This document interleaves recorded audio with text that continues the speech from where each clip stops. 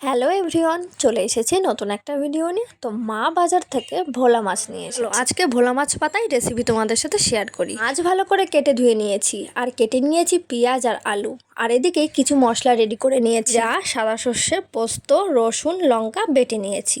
কলার পাতায় তেল দিয়ে ভালো করে মাখিয়ে দেবো, মানে কলা পাতাটা রেডি করে নিয়েছি। এরপর একটা বড় বাটিতে আলু, পেঁয়াজ এবং ওই যে আগে বলেছিলাম যে সব ধরনের মশলা, তো সব ধরনের মশলা বাটা দিয়ে দিয়েছি পরিমাণ মতো নুন এবং হলুদ। এরপর দিয়ে দেবো একটু বেশি পরিমাণে সর্ষের তেল দিয়ে এটাকে ভালো করে অনেকক্ষণ ধরে মাখাতে হবে। মাখিয়ে তার মধ্যে দিয়ে দেবো ওই যে কেটে ধুয়ে রাখা যে মাছ, তো মাছ দিয়ে আবার 2 থেকে 3 মিনিট ভালো করে মাখিয়ে দেবো, যাতে মশলাগুলো মাছের মধ্যে ঢুকে যায়। আমাদের মনে রাখতে হবে এই মশলা মাখানোটাই সব থেকে মেন। তো এই যে মশলা মাখানো মানেই মাছ কিন্তু 80% রান্না হয়ে গেছে। তারপর ওই যে তেল মাখানো কলার পাতায়, তো সেই কলার পাতাতে একে একে সব মাছ সাজিয়ে দেবো।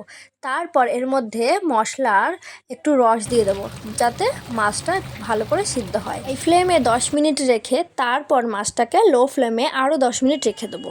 তারপর দেখো মাছের এক পিঠ হয়ে গেছে। আরেকটা কলার পাতায় তেল দিয়ে ভালো করে মাখিয়ে মাছের আরেকটা পিঠ উল্টে দেবো, দিয়ে আবার সেই একইভাবে 10 মিনিট রেখে দেবো। আর আগের সেই কলার পাতায় আলুটা দিয়ে দেবো, দিয়ে এটাকে একদম লো ফ্লেমে ভালো করে ভেজে নেব এপিঠ ওপিঠ।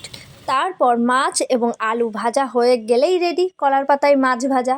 তো আমার এই ভিডিও তোমাদের কেমন লাগলো অবশ্যই জানিও। টাটা, ভালো থেকো, সুস্থ থেকো সবাই। Thanks for watching.